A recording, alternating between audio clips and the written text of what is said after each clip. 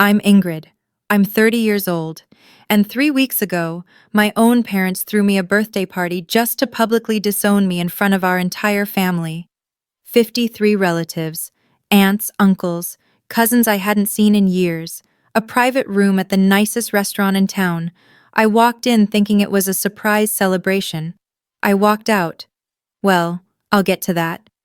But here's what my parents didn't know. They weren't the only ones with a plan that night. And the woman sitting in the corner, the aunt they'd erased from our family 20 years ago, she'd been waiting for this moment. Before I take you back to that night, please take a moment to like and subscribe, but only if this story actually resonates with you. Also, I'd love to know, where are you watching from right now? Drop your location and local time in the comments. Now let me take you back 4 weeks, to the phone call that started everything. I was elbow deep in wet clay when my phone buzzed.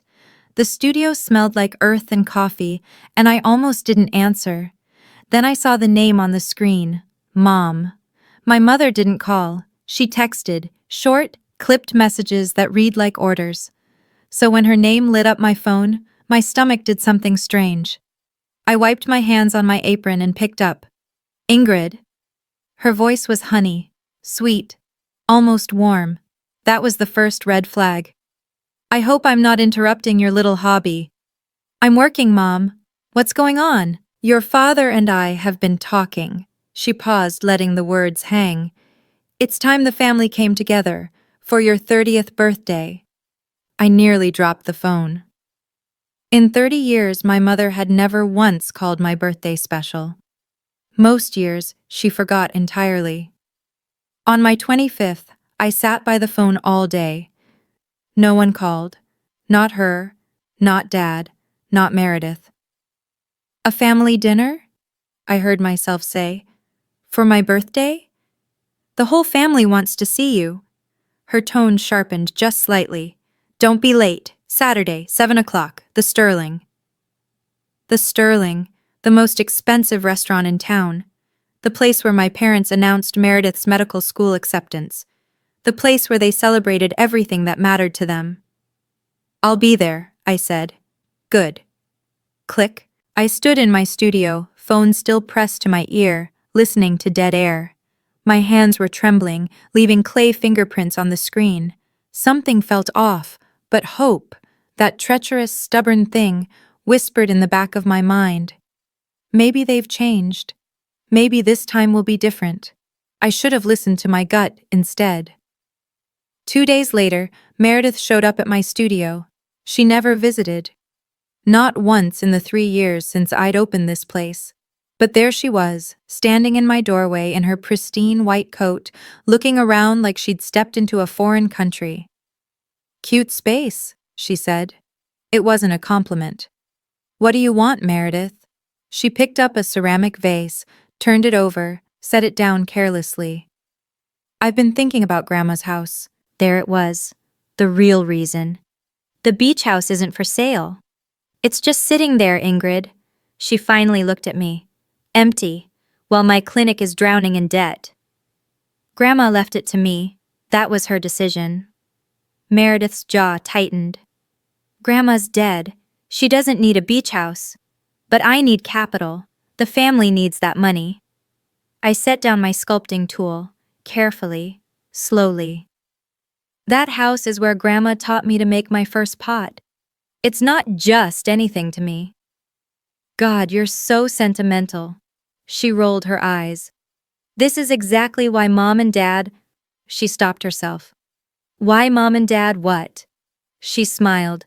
That perfect practice smile she used on patients. Nothing.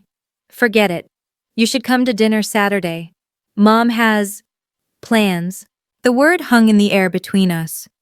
Plans, I repeated. Mm-hmm. She was already walking toward the door. See you there, sis. Wear something nice. The whole family will be watching. The door clicked shut behind her. I stood frozen among my pottery wheels and half-finished pieces, her words echoing in my head. The whole family will be watching. Plans. What exactly had I agreed to? That night, I couldn't sleep. I kept thinking about the beach house. About Grandma. Her name was Rosemary. Rosemary Harmon. And she was the only person in my family who ever made me feel like I was enough. I was 15 the first summer she took me to that house. My parents had shipped me off. Too difficult, they said. Needs discipline. And I arrived angry, sullen, ready to hate everything. But Grandma didn't try to fix me, she just handed me a lump of clay. Your hands create, Ingrid. She guided my fingers on the pottery wheel, her voice soft over the sound of the ocean outside. That's a gift your mother will never understand. It was the first time anyone had called anything about me a gift. Not a problem, not a disappointment. A gift. Every summer after that, I went back. We made pottery together, walked the beach at sunrise, talked about everything and nothing. She came to my first exhibition when I was 22, the only family member who showed up.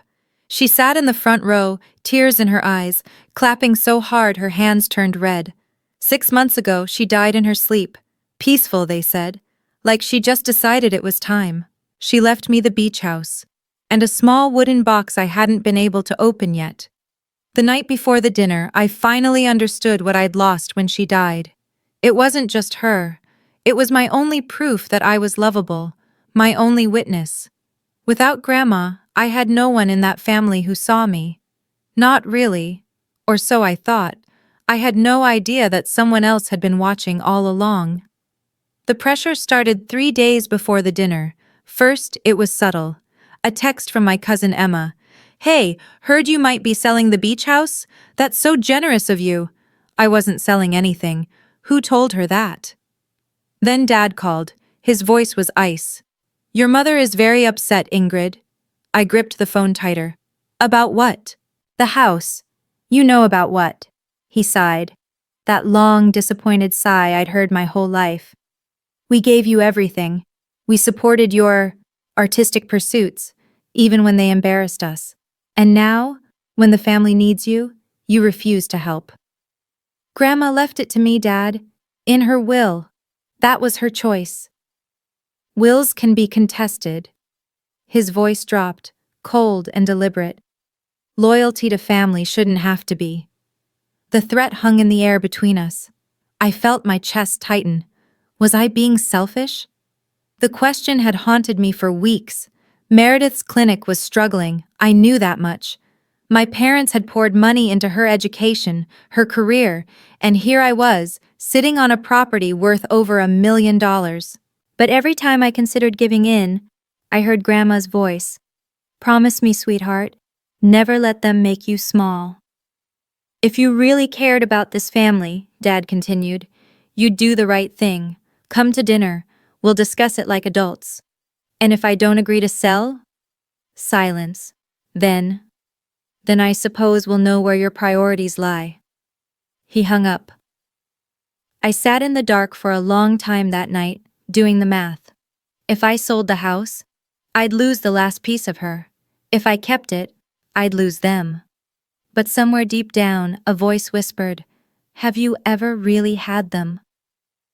The night before the dinner, I pulled out the dress. It was teal silk, floor-length, with delicate silver beading along the neckline. Grandma had given it to me for my 21st birthday. "For when you need to feel powerful," she'd said. I hadn't worn it since her funeral.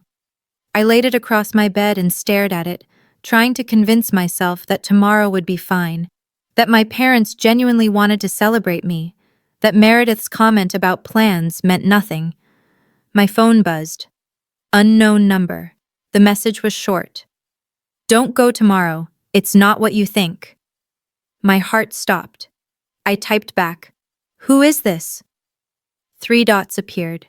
Then nothing. When I tried to call, the number was already disconnected. I sat on the edge of my bed, phone in hand, pulse racing. A prank? A wrong number? Or something else? My eyes drifted to the wooden box on my nightstand. Grandma's box, the one I'd been too afraid to open. Slowly, I lifted the lid. Inside was a handwritten letter, folded neatly, and beneath it an old photograph. 2 young women standing arm in arm, laughing. One was clearly my mother, decades younger. The other, I didn't recognize. I unfolded the letter. Grandma's handwriting.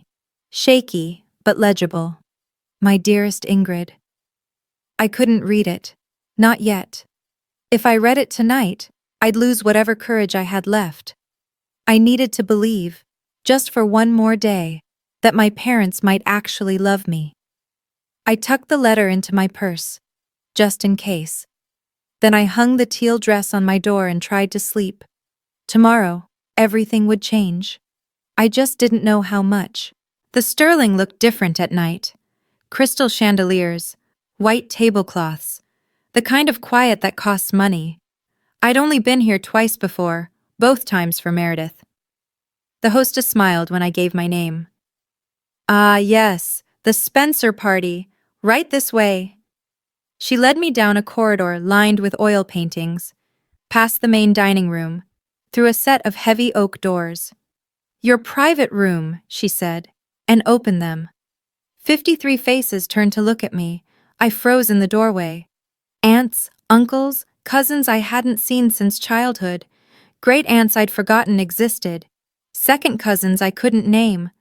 They filled a massive U-shaped table that dominated the room, all of them dressed in their Sunday best, all of them staring. My heart hammered. This was a surprise party. It had to be. All these people gathered for me. But there were no balloons, no streamers, no cake. No one shouted happy birthday. Just silence. And staring. I spotted my parents at the head of the table. Mom wore pearls. Dad wore his surgeon's face, blank, clinical. Meredith sat beside them, unable to meet my eyes. And in the center of the U, directly facing the entrance, was a single, empty chair. For me. I walked toward it slowly, heels clicking on marble, feeling every gaze like a physical weight. The room was too quiet, too still, like a courtroom before the verdict. A microphone stand stood at the head of the table, next to my father's seat. That's when I noticed her. A woman in the far corner, gray-streaked hair, watching me with an expression I couldn't read. She looked familiar somehow, and worried. My mother was smiling, that smile she wore when she was about to win. Ingrid, she gestured to the empty chair. Sit, we've been waiting. I had barely sat down when my father stood up. He picked up a champagne glass and a silver spoon. Tap, tap, tap. The room fell silent, though it was already silent. Every eye shifted from me to him. Thank you all for coming tonight. His voice carried like he was addressing a surgical theater. We've gathered here for a family matter. Not to celebrate Ingrid, not for my daughter's birthday, a family matter. My stomach turned to ice. As many of you know, he continued, our daughter Ingrid has made choices that have concerned us. She abandoned her education. She refused to pursue a respectable career. She's lived in ways that don't reflect our family's values. Murmurs rippled through the room. I heard someone whisper, always knew she was trouble. My father's eyes found mine, cold, final. Victoria and I have tried everything, patience, support, guidance, but Ingrid refuses to change. She refuses to honor her family. My mother dabbed at her eyes with a handkerchief, the performance of a lifetime. Therefore, my father said, as of tonight, we are making a formal announcement. He paused. The room held its breath. Ingrid Spencer is no longer a member of this family. The words hit me like a physical blow. Gasps scattered through the crowd. Cousin Linda covered her mouth. Uncle George shook his head slowly. Is this really happening? Someone whispered. My mother stood, smoothing her skirt. We gave her every opportunity. Her voice trembled with practiced grief. She chose shame over family. I couldn't move, couldn't breathe. 53 pairs of eyes burned into me, and I was 15 again, standing in my parents' living room, being told I was too much trouble to keep. Then my mother reached into her purse and pulled out a folded piece of paper. The paper landed in front of me with a soft slap. Sign this, my mother said, and we'll let you leave with your dignity intact. I looked down. The words blurred, then sharpened. Legal letterhead, paragraphs of fine print, and at the bottom, a signature line with my name typed beneath it. Voluntary relinquishment of inheritance rights, the beach house. This was about the beach house. It had always been about the beach house. Everything clicked into place. The surprise invitation, the family matter. 53 witnesses assembled in their Sunday best. They hadn't gathered everyone to disown me. They'd gathered everyone to pressure me into signing away Grandma's house. The disownment was just leverage, theater designed to break me. You planned this, I breathed. We planned an intervention, my mother corrected smoothly, for your own good. I spotted a man in a gray suit near the door, Mr. Thornton, our family's lawyer. He was already holding a notary stamp, ready to make everything official. My mother leaned closer, her perfume suffocating. 53 witnesses, Ingrid. Your grandmother's lawyer won't be able to argue with that kind of family consensus. She tapped the paper with one manicured nail. Sign. Walk away quietly. This doesn't have to be harder than it already is. The room waited. I could feel them watching, some with pity, some with contempt, some with the morbid curiosity people have at car accidents. My hands were shaking, my vision was blurring. They had turned my 30th birthday into a courtroom, and I was already convicted. But somewhere beneath the panic, something else stirred, something harder. I thought of Grandma's letter, still folded in my purse. I thought of the woman in the corner, watching. My mother pushed a pen toward me. Sign, she said. Now. I picked up the pen. I know. Right now, you're probably as angry as I was in that moment. The pen in my hand. 53 people watching. My own mother's eyes drilling into me like I was a problem to be solved. If you've ever been treated like a tool instead of a person by your own family, type "I understand" in the comments. And if you want to know what happened next, drop a like so I know you're still here with me. Now, back to that restaurant. The pen hovered over the paper. My hand wouldn't move. Sign it, my mother's eyes commanded. End this. But something made me look up.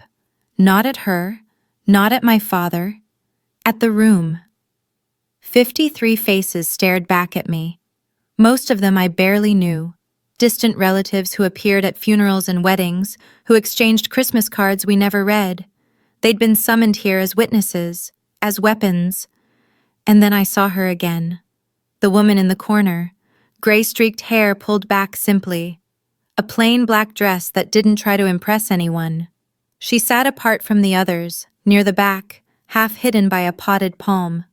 She wasn't looking at me with contempt or pity like the others.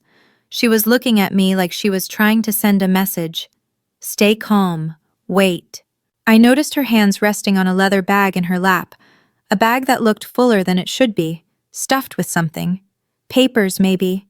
Or something else entirely. My mother noticed me staring. Her head turned sharply toward the corner, and for the first time that night, I saw something flicker across her face. Fear. It was gone in an instant, smoothed over with practiced control. But I saw it. Ingrid. My mother's voice was ice now. Focus. Sign the paper. Who was this woman? Why did my mother, who feared nothing and no one, look at her like that? And why did something about her face feel so familiar, like looking at an old photograph I couldn't quite place? Ingrid, my father's voice this time, impatient. We're all waiting. I set the pen down, not signing, not yet. Not, can I have a moment, I said, to collect myself? My mother's smile tightened. Of course, darling, but her eyes never left the woman in the corner. The room pressed in on me, the whispers, the stares, the weight of 53 judgments. But in the chaos, I heard another voice, soft, familiar, speaking from somewhere deep in my memory. Never let them make you small, sweetheart. And if they try, you have everything you need. Grandma had said that to me the last time I saw her, 2 weeks before she died. She'd held my hands in hers, so thin by then, so fragile, and looked at me with eyes that still burned bright. I left you more than a house, Ingrid. Her voice had been barely a whisper, but fierce. I left you the truth. I hadn't understood what she meant. Not then, but I was beginning to understand now. Under the table, my hand slipped into my purse. My fingers found the edge of the envelope. Grandma's letter, still unread. I'd been too afraid to open it last night, too desperate to believe this dinner might actually be what my parents claimed. That hope was ash now. Whatever was in that letter, Grandma had wanted me to have it. She'd known something. About my mother. About this family. About what they would try to do once she was gone. I looked up at the room full of people who wanted me to disappear quietly. At my mother, who had orchestrated this public execution. At my father, who couldn't meet my eyes. Then I looked at the woman in the corner. She was still watching. Still waiting. Her hand rested on that overstuffed bag. I wasn't alone. I didn't know how or why yet, but I wasn't alone. Something settled in my chest. Not calm exactly. Resolve. Actually, I said, my voice stronger than I expected. I do have something to say. My mother's smile flickered. What? Give me the microphone. My mother laughed. Short, sharp, dismissive. The microphone? Ingrid, this isn't a performance. Then why is there a mic set up? I gestured to the stand by my father's seat. You planned every detail of this. The seating arrangement, the witnesses, the lawyer in the corner with his notary stamp. You wanted an audience, so let me speak to them. A ripple of murmurs moved through the room. Uncle George shifted uncomfortably. Cousin Linda exchanged glances with her husband. My mother's eyes narrowed. This wasn't the script she'd written. Fine, she said, her voice turning to honey. But first, let's make sure everyone here understands exactly who they're dealing with. She straightened her spine, addressing the room like a prosecutor delivering closing arguments. My daughter had every opportunity. We offered to pay for medical school. She refused. We offered her a position at the family practice. She chose to play with clay instead. Someone snickered. I couldn't tell who. Her first gallery show? My mother's voice dripped with pity. 3 people attended. 3. One of them was a homeless man looking for free wine. Heat rushed to my face. That show had been 8 years ago. I'd cried for a week afterward, and she'd saved it, weaponized my lowest moment to use against me now. And when she was 23, my mother continued, her voice rising, desperate and broke. Do you know what she did? She came to us, begging for money. She turned to face me, triumph in her eyes. She's always been the weak one, emotional, unstable. Is this really the person you want clinging to mother's estate? My eyes burned, but I would not cry. Not here. Not for her. Are you done? I asked quietly. My mother smiled. Sweetheart, I'm just getting started. She had no idea. So was I. That's when Meredith stood up. My little sister. The golden child. The one who got everything I was denied. The praise, the support, the belief that she could be something.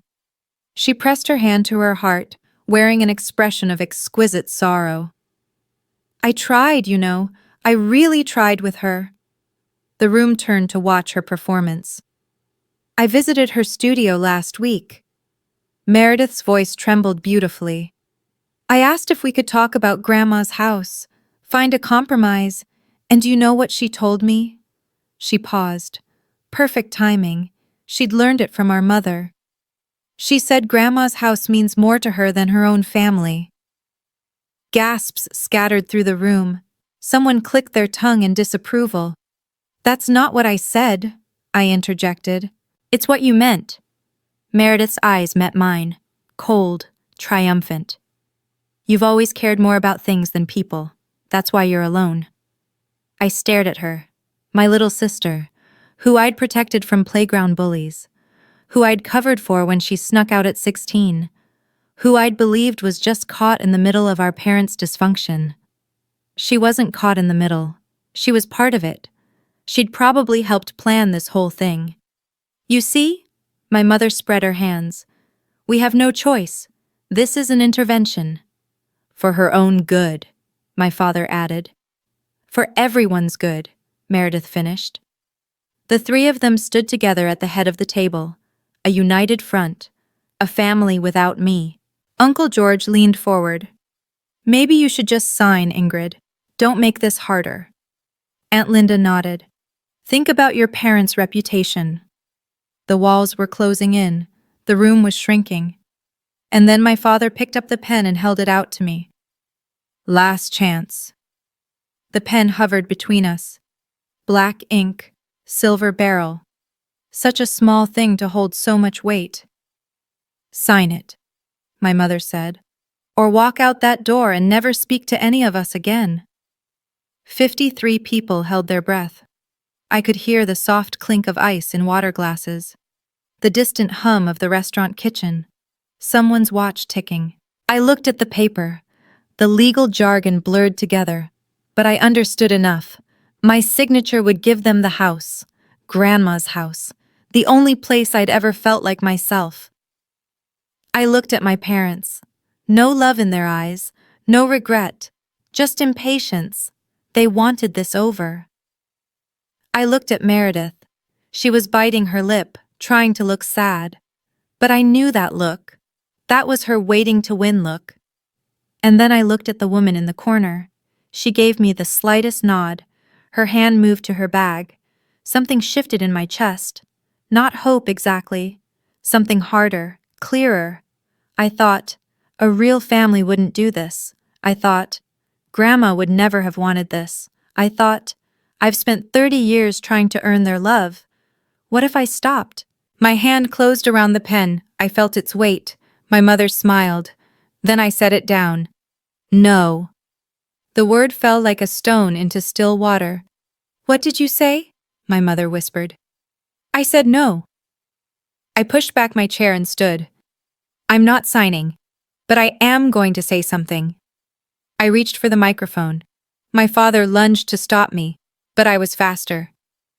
You wanted an audience, I said into the mic, my voice ringing through the room. So let me give them a show. And I finally understood what Grandma meant. I had everything I needed. The microphone felt solid in my hand, real, grounding. My mother's face had gone pale. My father was half standing, unsure whether to charge at me or pretend this was all part of the plan. I didn't give them time to decide. Thank you all for coming tonight. My voice was steady, calmer than I felt. I have a few things I'd like to share. Ingrid, my mother started. You had your turn. I met her eyes. Now it's mine. The room shifted. I felt the attention swing toward me. Not as the defendant anymore, but as something else. Someone with something to say. 6 months ago, my grandmother, Rosemary Harmon, passed away. Most of you knew her. She was kind, she was generous. She was the only person in this family who ever made me feel like I mattered. A few people nodded. Grandma had been loved. She left me her beach house, not because I asked for it, not because I manipulated her, because she wanted me to have it. Because... My voice caught. I steadied it. Because she knew what would happen once she was gone. I reached into my purse. Before she died, she left me a letter. I was too scared to read it until last night. I pulled out the envelope. But I think it's time you all heard what she had to say. My mother's face went from pale to gray. Ingrid, don't, she said. Not a command this time. Almost a plea. But I was done listening to her. My dearest Ingrid, I began reading. If you're reading this at a family gathering, things have gone exactly as I feared they would. The room went absolutely still, and the woman in the corner stood up. I continued reading, my grandmother's words filling the silent room. Victoria has always seen people as tools to be used. She tried to take this house from me once, 10 years ago. Tried to convince me I was too old to manage my own affairs. When I refused, she stopped visiting. I heard someone gasp. Uncle George's wife, I think. I knew she would try again with you, sweetheart. She'll use guilt. She'll use family.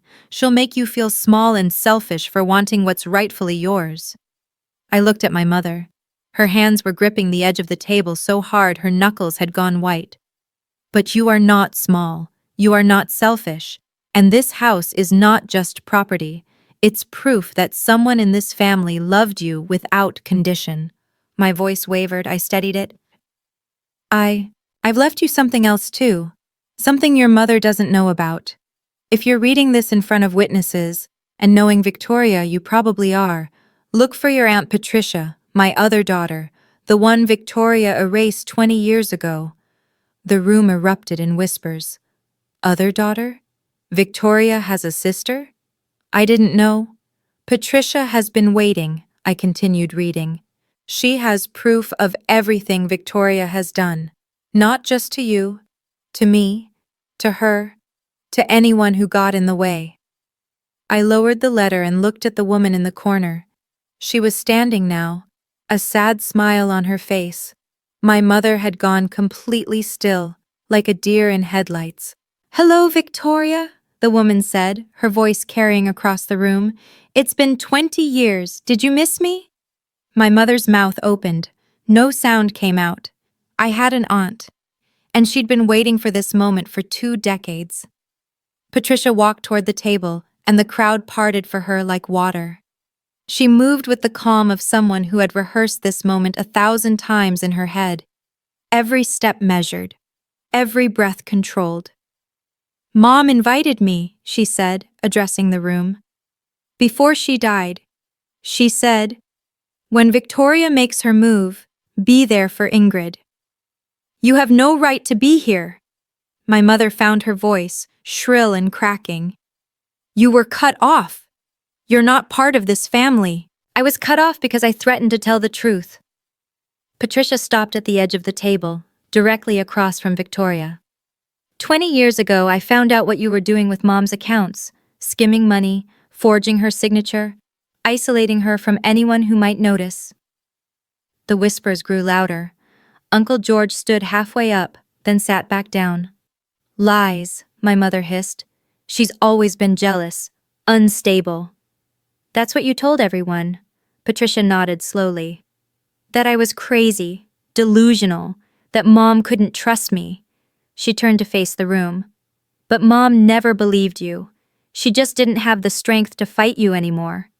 "Patricia," my father's voice cut through, "this is inappropriate.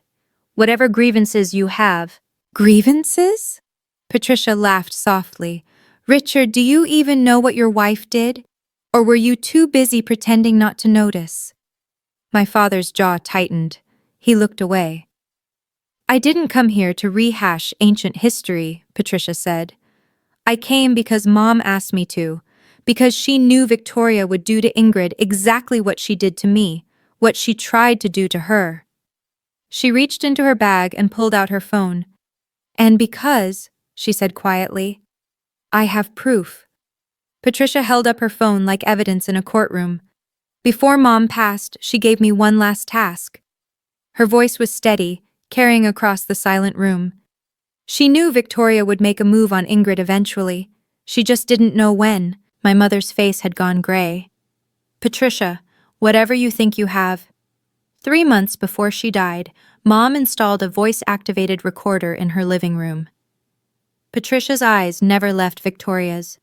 She told me where to find it, told me to wait until Victoria showed her hand. She pressed play. The first voice was my mother's, crystal clear. "We'll do it at her birthday dinner. Maximum witnesses. Maximum pressure." My father's voice next. "And if she refuses to sign?" "She won't refuse." My mother again, confident, cruel. "She's always been the weak one.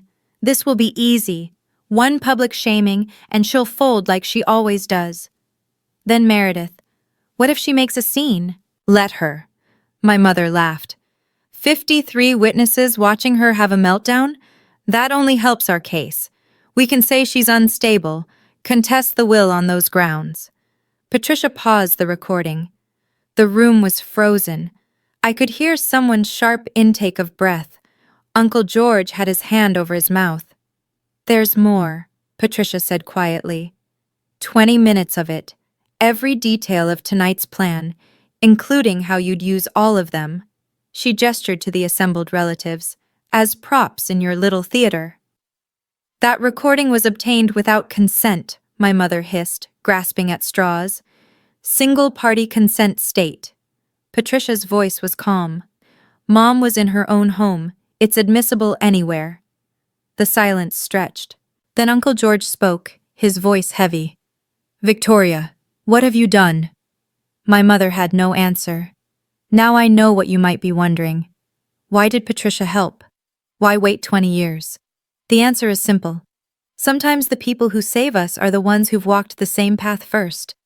Patricia knew what it felt like to be erased by my mother.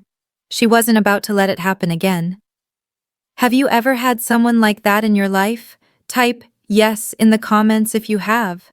And if you want to see how my mother reacted to being exposed, stay with me. The best part is coming. The room was still reeling when I picked up the microphone again. Not to attack, not to gloat, just to be clear. Mom, Dad. I looked at them directly. You wanted to disown me tonight? Consider it done. My mother opened her mouth to interrupt. But not on your terms, I continued. On mine. I turned to face the room, all 53 witnesses my parents had so carefully assembled. I will not sign that paper. Not tonight. Not ever. My voice was steady now, steadier than I'd ever heard it. The beach house was left to me by my grandmother, legally and rightfully. Her will was clear. Her intentions were documented. I looked directly at Mr. Thornton, the lawyer still clutching his useless notary stamp in the corner. And for the record, Grandma's will includes a protective clause. Any document signed under duress or coercion is automatically void. I gestured around the room. Your 53 witnesses? They just watched you attempt to coerce me. On camera. I pointed to the Sterling security dome in the ceiling. In a restaurant with surveillance. Mr. Thornton's face went pale. He quietly slipped the notary stamp back into his briefcase. That clause also states that any family member who attempts to contest the will through manipulation forfeits their own inheritance from the estate. I let that sink in. Watched my mother's jaw tighten. Watched my father's face drain of color. So by all means, Mom, contest it. See what you have left when you're done. Silence. Absolute silence. And one more thing. I set down the microphone with a soft thunk.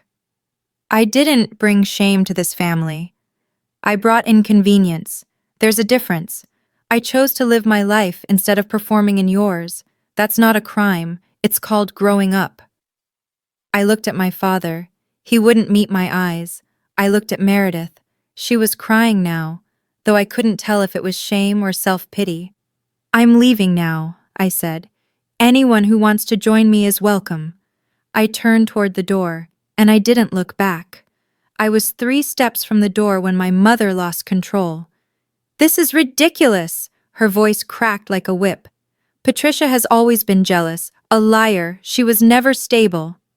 Victoria. Uncle George's voice cut through, heavy, disappointed. Stop. My mother wheeled on him. George, you can't possibly believe. We all heard the recording. He stood slowly, his chair scraping against the marble floor. We heard you planning this, planning to humiliate your own daughter for money. For Meredith's clinic, for the family, for yourself. Aunt Linda rose to stand beside her husband. It's always been for yourself, Victoria. We just didn't want to see it. The dam broke. Voices erupted from around the table. I can't believe we came here for this. 20 years you said Patricia was crazy. Poor Rosemary. She must have known all along. My mother spun in circles, trying to address each accusation, each desertion. But they kept coming. My father remained frozen in his seat, staring at the tablecloth like it held the answers to everything that had gone wrong. He didn't defend her. He didn't defend himself. He just sat there. Meredith had her head in her hands, mascara running down her cheeks. This wasn't supposed to happen, I heard her whisper. This wasn't the plan. The plan failed. Patricia's voice was gentle, almost pitying. They usually do when they're built on cruelty. People were standing now, gathering their coats, heading for the door. "Where are you going?" my mother demanded. "We're not finished." But they were finished. With her. With this. "Ingrid," her voice turned desperate. "Ingrid, wait. We can talk about this." I stopped at the door. "No, Mom," I said quietly. "We really can't." And I walked out. The night air hit my face like a blessing. Cool, clean, free. I stood on the sidewalk outside the Sterling, my heart pounding, my hands still trembling. But I was smiling. I couldn't help it. I was actually smiling. "Ingrid, wait!" I turned. 3 figures were hurrying out the restaurant door. Young faces, worried faces. Emma, Tyler, and Lily, my younger cousins. Emma reached me first, slightly out of breath. "Can we come with you?" I blinked. "What?" "We don't want to stay in there." Tyler jerked his thumb back toward the restaurant. That was insane. What they tried to do to you." Lily nodded vigorously. She was only 19, the youngest of the 3. "My mom always said I should be more like Meredith, but I think—" She hesitated, then squared her shoulders. "I think I'd rather be like you." Something cracked open in my chest. Not pain this time, something warmer. "Are you sure?" I asked. "Your parents—" "Can make their own choices," Emma said firmly, "just like we can make ours." Behind them, I could see more people streaming out of the Sterling. Some got into cars quickly, heads down, wanting to escape the fallout. Others stood in clusters, talking in low, urgent voices. And through the glass doors, I could still see my mother. She was standing alone now, arms wrapped around herself, watching everyone leave. "You'll regret this!" Her voice carried through the door, muffled but audible. "All of you!" Nobody turned around. "Come on," I said to my cousins. "There's a diner 2 blocks from here. I could use some coffee." "And pie," Tyler added. "Definitely pie." We walked away together. 4 of us. A new kind of family. Behind us, the door of the Sterling swung shut. That night, after the diner, after saying goodbye to the cousins, I went home alone. My apartment felt different, smaller somehow, but also safer. I sat on my bed in the dark, still wearing the teal dress, and let myself feel everything I'd been holding back. I cried. Not the pretty kind of crying, the messy, ugly, heaving kind. The kind that comes from years of holding your breath and finally letting go. My phone buzzed constantly. Texts from numbers I didn't recognize. Voicemails I couldn't bring myself to check. I imagined my mother leaving increasingly frantic messages, alternating between rage and false sweetness. I turned the phone off. In the silence, I thought about what I'd lost that night. My parents, my sister, the fantasy that if I just tried hard enough, they would love me. But that fantasy had been hurting me for 30 years. It was time to let it die. I thought about the look on my father's face when the recording played. No shock, no horror, just resignation. He'd known. He'd always known what my mother was capable of. He'd just chosen to look away. I thought about Meredith, crying into her hands. Not for me, for herself, for the money she wasn't going to get, the bailout that wasn't coming. They had never seen me as a daughter or a sister. I was a resource, a problem, a piece on their chessboard just like Grandma said. But not anymore. I picked up Grandma's letter from where I'd dropped it on my nightstand. Read the last lines again. "Don't mourn the family you deserved, sweetheart. Build the one you choose." I folded the letter carefully and held it against my chest. "Okay, Grandma. I will." The fallout came faster than I expected. Emma called me a week later with updates, her voice bright with vindicated glee.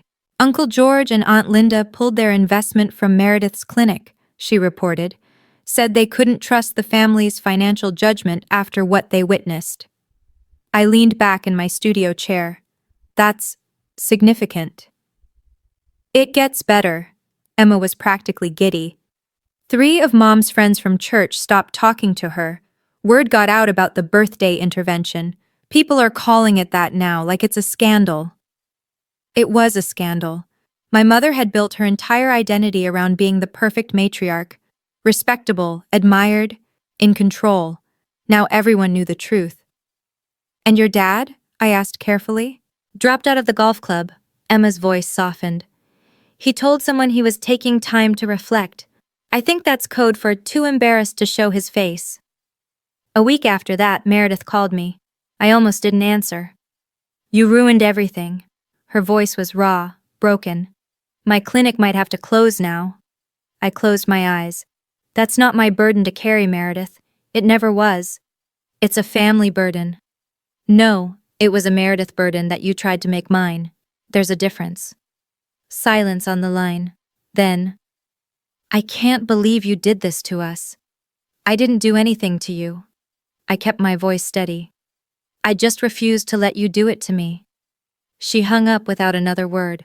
I set my phone down and looked around my studio, at the pottery wheels, the half-finished pieces, the life I'd built despite everything they'd said about me, the life I was finally free to live.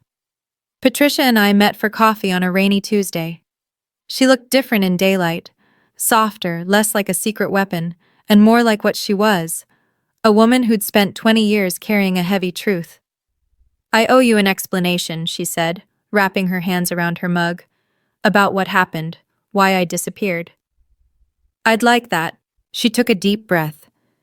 20 years ago, I found receipts, bank statements. Your mother had been siphoning money from Mom's accounts for years, small amounts at first, then bigger. When I confronted her, Patricia paused. She didn't deny it. She just smiled and said, "Who's going to believe you?" I felt sick. And no one did. No one wanted to. Victoria was the successful one. The doctor. The golden child. Patricia laughed bitterly. "Sound familiar?" "Meredith." "History repeating." She nodded. "When I threatened to go to the police, Victoria told everyone I was having a breakdown, paranoid delusions. She even got a family friend, a psychiatrist, to suggest I needed rest. By the time I could defend myself, I was already the crazy sister." "But Grandma knew." "Grandma always knew." Patricia's eyes glistened. "She just didn't have the strength to fight Victoria anymore. So she planned, she waited, she set things up so that when Victoria finally made her move on you, I'd be there." 20 years of waiting, I murmured. "That's a long time." It was. Patricia reached across the table and squeezed my hand. "But you were worth it. Mom thought so. And now I know why." We sat in comfortable silence, rain streaking down the windows. "Your mother doesn't hate you, Ingrid," Patricia finally said. "She fears you, because you're the one thing she couldn't control." I let that truth settle into my bones. 1 month later, I stood on the deck of Grandma's beach house, watching the sun set over the water. The house was exactly as she'd left it. Faded floral curtains, mismatched pottery on every shelf, some hers, some mine, all made with love. The smell of salt air and old wood and something indefinable that just felt like her. I'd been here 3 times since the dinner. Each time it hurt a little less. This time, it almost felt like coming home. I'd started teaching pottery classes on weekends. Nothing fancy, just a folding table on the deck, a portable wheel, and whoever wanted to learn. Emma came to the first one, Lily to the second. Tyler showed up last week, sheepish, claiming he was just curious. Patricia visited every Sunday for dinner. We were building something neither of us had expected. A family, small, imperfect, chosen. My phone buzzed. A text from Emma. "Lily wants to know if you're doing a class tomorrow. She's bringing a friend." I smiled and typed back, "Always room for more." I leaned against the deck railing and thought about Grandma. About her standing in this exact spot, watching the same ocean, making the same choice every day to hold on to what mattered. She'd given me more than a house. She'd given me proof that love didn't have to be earned through obedience, that belonging didn't require losing yourself. "Thank you," I whispered to the wind. The waves crashed below, steady and eternal. Somewhere out there, my parents were still spinning their stories, rewriting history, pretending they were the victims. But I wasn't listening anymore. I had pottery to make, students to teach, a life to live. And for the first time in 30 years, I was exactly where I belonged. The call came on a Thursday morning. I was trimming a vase when my phone lit up with a name I'd blocked twice already. Mom. I hesitated. Then, for reasons I still don't fully understand, I answered. Ingrid. Her voice was different, quieter, but still sharp underneath. Your father is reconsidering his will. No, hello. No, how are you? Just straight to leverage. I see. If you apologize, publicly, and sign over the beach house, we might reconsider your place in the family. I set down my trimming tool, looked out the window at the ocean. Mom, I said slowly, I'm going to say this once. I'm listening. I don't need your will. I have everything I need. I don't need your approval. I've learned to live without it. And I don't need a place in a family that treats love like a transaction. Silence on the line. You'll regret this, she said finally. When you're old and alone, I'm not alone. I thought of Patricia, Emma, Tyler, Lily, the students who came every weekend to learn.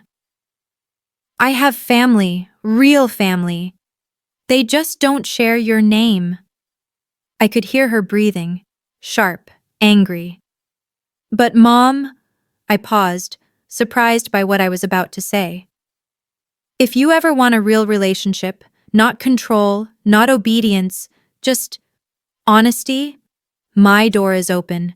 Those are my terms. The silence stretched. Goodbye, Ingrid.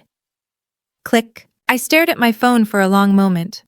Then I set it down, picked up my trimming tool, and went back to my vase. She never called again.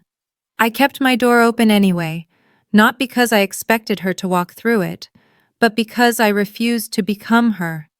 Some boundaries are walls. Others are invitations. I chose the second. So that's my story.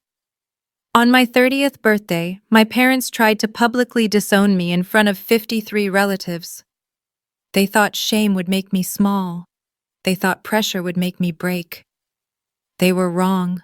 If you're watching this and you recognize your family in mine, I'm sorry. I'm so sorry you know what this feels like. The constant second-guessing, the hunger for approval that never comes. The way you twist yourself into smaller and smaller shapes, hoping that this time, this version of you will finally be enough. It won't be, because the problem was never you. I want you to know something. You are allowed to set boundaries.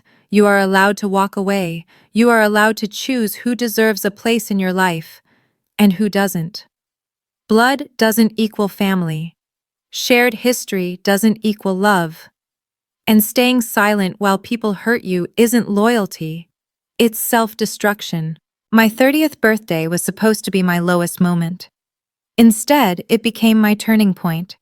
The night I stopped asking permission to exist. The night I learned that the people who try hardest to make you small are usually the ones most afraid of what you'll become. 3 weeks later, I'm standing in my grandmother's house, building a life she would have been proud of. Teaching, creating, learning how to take up space without apologizing for it. It's not easy. Some days it still hurts. But I wouldn't trade this pain for the old numbness. Not for anything. They wanted to make me small. Instead, they showed me exactly how big I needed to become. And that, I think, is the best revenge of all. A good life, lived on your own terms. Thank you for being here with me. If this story touched something in you, type boundaries in the comments, because that's the most important lesson I learned. And if you want to hear more stories about standing up for yourself, hit subscribe and turn on notifications so you never miss one. Check the description for more stories like this one. I'll see you in the next video. And remember, you deserve people who love you without conditions. Take care of yourself.